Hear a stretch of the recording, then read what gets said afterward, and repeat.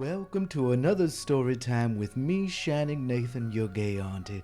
Now we're taking a break from our spooky stories to read a story that I've known the gist of but ain't ever read until recently. And that is The Emperor's New Clothes by Hans Christian Andersen. I have found it very delightful, and I hope you will too. If you followed me here from TikTok, I'm glad to have you here, and you found me organically on whatever platform you're watching, listening to this to. Welcome. I'm glad to have you here too. Now you can pause this now to go get yourself some snacks, get all cuddled up, or you can just play this while you're doing your daily chores. Either is beautiful. Anyway, let's continue on, and remember to turn on those notification bells, do the like, subscribe thing, all that, and let's get into the story of The Emperor's New Clothes by Hans Christian Andersen. Many years ago, there lived an emperor who was so monstrously fond of fine new clothes that he spent all his money on being really smart. He didn't care about his army, he didn't care for going to the play or driving out in the park unless it was to show his new clothes.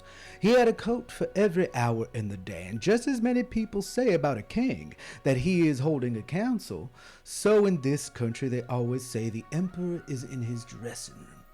In this great city where he lived, life was very pleasant. Lots of strangers came there every day from all walks of life, and then one day there came two swindlers. They gave out that they were weavers, and that they knew how to make the loveliest stuff that could possibly be imagined. Not only were their colors and patterns extraordinarily pretty, but the clothes that were made of the stuff had this marvelous property: that they were invisible to anyone who was either unfit for his situation, or else was intolerably stupid. Very excellent clothes those must be, thought the emperor. If I wore them, I could tell which are the men in my realm who aren't fit for the posts they hold. I could tell clever people from stupid ones. To be sure, that stuff must be made for me directly. Accordingly, he gave the two swindlers a large sum in advance, so that they might begin their work. They set up two looms and pretended to be working, but they hadn't a vestige of anything on the looms. In hot haste, they demanded the finest of silk and the best of gold, which they stuffed into their own pockets, and then they worked away at the bare looms till any hour of the night.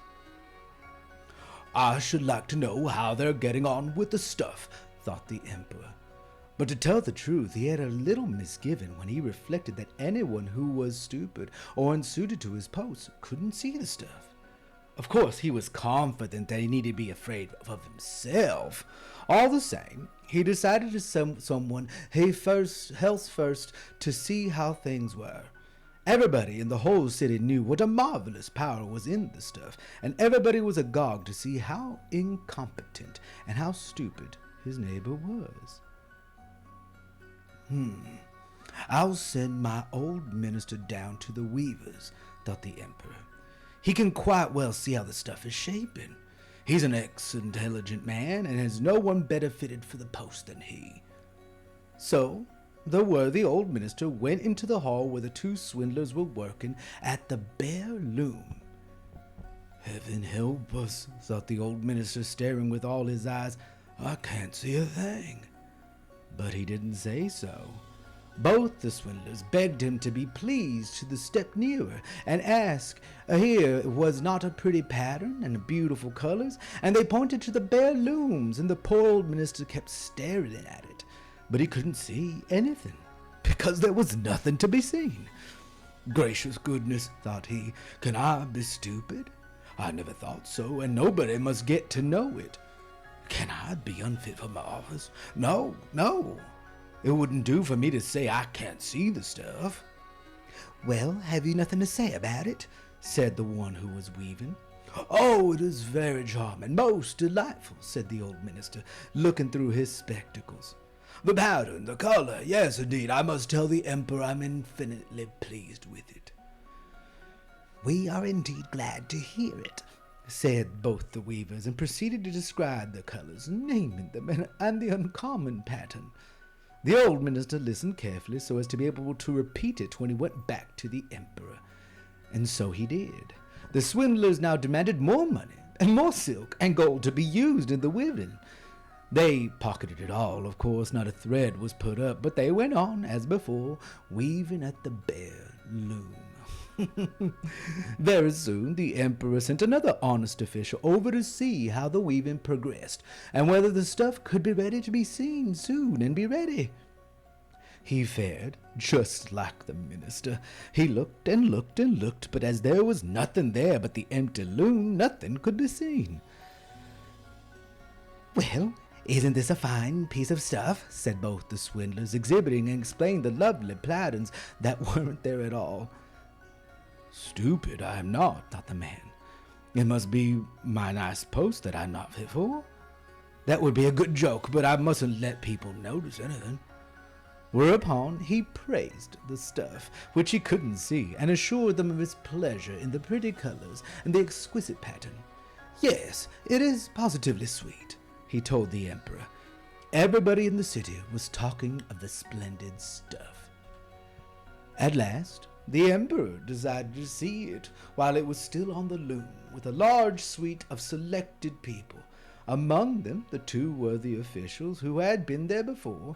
He went over to the two clever swindlers, who were now weaving with all their might without a vestige of thread.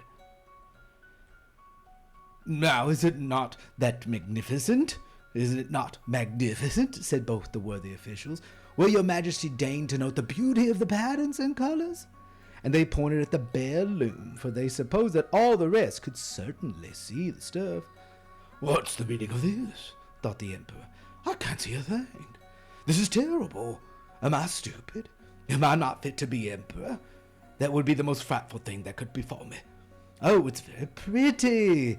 It's all the highest approval," said he, nodding complacently and gazing on the empty loom. Of course he wouldn't say he could see nothing. The whole suite he had him looking up and down, and more of it than the rest. However, they said, as the emperor had said, "Oh, it's very pretty," and they advised him to put on the splendid new stuff for the first time on the occasion of a great procession which is to take place shortly. A magnificent, exquisite, excellent went from mouth to mouth. The whole company was in the highest state of gratification. The emperor gave each of the swindlers a knight's cross to hang from his buttonhole, the title of Gentleman in Weaving. The whole night previous to the morning in which the procession was to take place, the swindlers sat up and had upwards of 16 candles lit. People could see that they were hard to put it to get the emperor's new clothes finished. They pretended to be taking the stuff off the loom. They clipped with scissors in the air. They sewed with needles without threads. And finally they said, "Look now, the clothes are finished." The emperor, with his noblest of personal attendants, came thither himself. Each of the swindlers raised an arm in the air as if folding something up and said, "See, here are the hose, and this is the coat, and this is the mantle, and so on. It is as light as spider's web. You would think you had nothing on. But that, of course, is the beauty of it." "Yes," said all the attendants. They couldn't see anything, for there was nothing to be seen. "Would your imperial majesty be graciously pleased to take off your clothes?" said the swindlers. "We can put the new ones upon you here, before the large mirror." The emperor took off all his clothes, and the swindlers behaved as if they were handing him each piece of the new suit with care, which was supposed to be of maid, and they put their hands about his waist and pretended to tie something securely, all tither, and it was the train. The emperor turned and twisted himself in front of the mirror. "Heaven, how well it is! How beautifully it sits," said everyone. "The pattern, the colors, it is indeed a noble costume." They were waiting outside the canopy, which is to be borne over our majesty in the procession. Said the chief master of ceremonies. "Very well, I am ready," said the emperor. "Doesn't it sit well?" Once more he turned out in front of the mirror that it might be seen, and he was really examining his finery. The lords in waiting, who were to carry the train, fumbled with their hands in the direction of the floor as if they were picking the train up. They walked on, holding the air. They didn't want it let to be noticed that they could see nothing at all. So the emperor walked in the procession under the beautiful canopy, and everybody in the streets and windows said, "Lord, how splendid the emperor's new clothes on! What a lovely train he has to his coat! What a beautiful fit it is!" Nobody wanted to be detected seeing nothing. That would mean that he was no good at his job, or that he was very stupid. None of the emperor's costumes had ever seen such success. "But he hasn't got anything on," said a little child. "Lo, just hark at the innocent," said its father, and one whispered to the other what the child had said. "The little child says he ain't got anything on." "Why, he hasn't got anything on!" the whole crowd shouted at last, and the emperor's flesh crept, for it seemed to him they were right.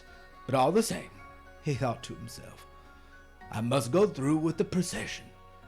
So he held himself more proudly than before, and the lords in waiting walked in bearing the train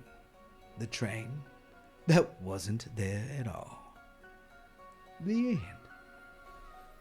I hope you enjoyed this telling of Hans Christian Andersen's The Emperor's New Clothes.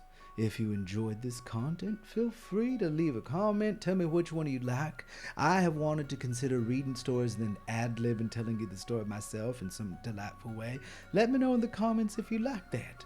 Anyway, if I thank you for enjoying me giving you a story time, I'm going to be making more of these. And if you really enjoyed my content, consider becoming a patron at my Patreon for as low as $5 a month.